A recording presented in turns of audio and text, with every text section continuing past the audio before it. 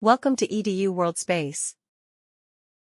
For this problem, we're given the number of students at 19 different dance companies, and we're asked to find the true population mean of number of students at any given dance company.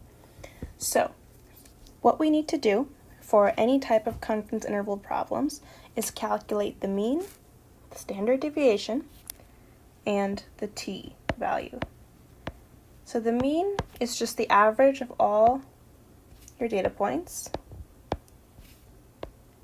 And for this problem, that's going to equal 29.84. Standard deviation for this problem, or for all problems really, is calculated using this formula. I highly recommend you do both of these things on your calculator since there's automated ways to do it. And you should get 6.18.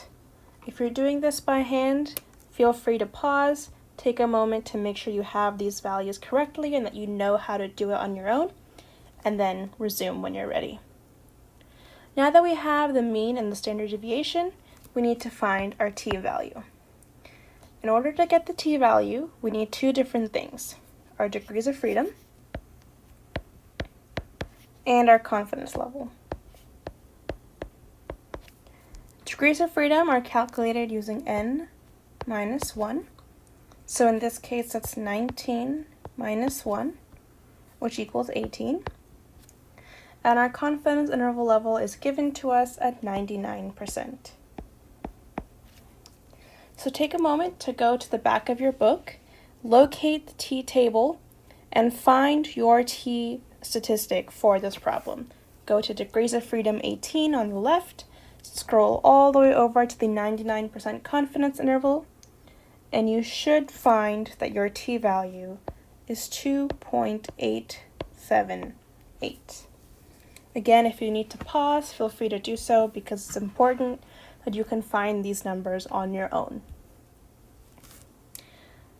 Now that we have everything we need, we can start plugging stuff into our confidence interval formula, which is as follows. You have your sample mean plus or minus your t-value times standard deviation over the square root of your sample size.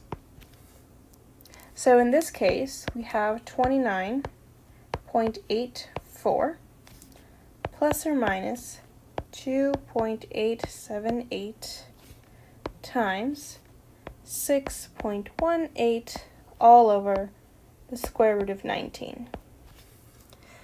Take a moment to plug all this into your calculator and be sure to be very careful when you're doing this part.